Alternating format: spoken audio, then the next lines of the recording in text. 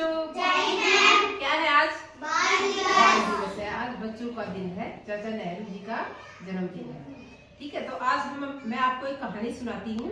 कहानी का नाम है हौसलों की उड़ान। क्या नाम है कहानी का? हौसलों की उड़ान। ये हौसलों की उड़ान एक इला नाम की लड़की के बारे में है ये कहानी, जिसने अपनी हिम्मत नहीं हारी।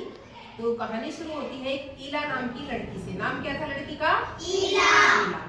इला जब छोटी थी, बचपन में उसके हाथ इस तरह से काम नहीं करते थे जैसे हम सब के हाथ काम करते हैं। हम चीजों को उठा लेते हैं, ठीक है, खाना खा लेते हैं हाथों से, कपड़े बदल लेते हैं, कपड़े धो लेते हैं, सारे काम कर लेते हैं।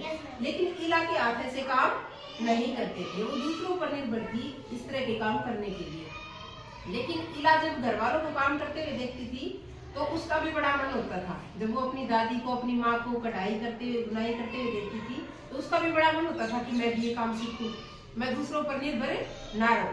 तो इला ने कोशिश करनी शुरू कर दी और उसकी दादी और उसकी माँ ने उसकी पूरी मदद करी।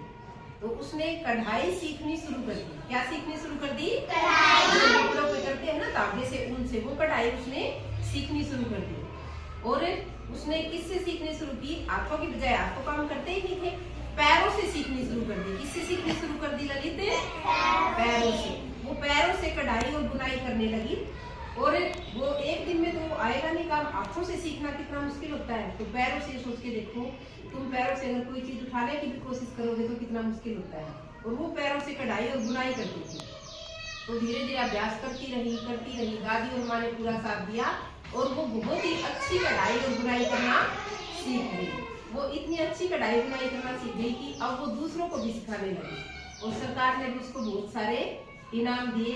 उसके हौसलों की तारीफ की, जो उसने हौसला नहीं हारा, हिम्मत नहीं हारी, उसकी तारीफ की और उसको जो है बहुत सारे इनाम दिए।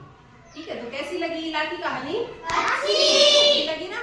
हम देखो, हमारे हाथ पैर सब कुछ काम करते हैं, फिर भी हमें कितनी मुश्किल होती है, कितना आलस कर करते हैं कई बच्चे, तो नहीं करना है, ये नहीं करना है, कुछ सिखाते हैं तो। और उसने हाथ ना होते हुए भी, हाथ उसके सक्षम नहीं थे, फिर भी पैरों से वो काम सीख लिया, जो कि बड़ा ही मुश्किल था। तो नाम क्या था लड़की का? सबसे पहले तो ये बताऊंगी। इला। तो इला के कौन सा शरीर का अंग काम नहीं करता था? तो उसने कौन सा काम सीखने की सोची?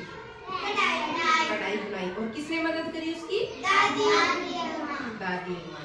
तो इस तरह के बच्चे अपने आसपास में हमें देखने को मिलते हैं, जिनके आंखों से या तो ढंग से कोई चीज नहीं उठा पाते हैं, या फिर पैरों से चलने में दिक्कत होती है। जैसे अपने स्कूल में भी है ना प्रियांशी, उसको पैरों से चलने में थोड़ी दिक्कत होती है। तो इस तरह के बच्चों का हमें हौसला बढ़ाना चाहिए। ये नहीं सोचना चाहिए कि ये तो हमसे कमजोर है, ये काम कर नहीं सकता।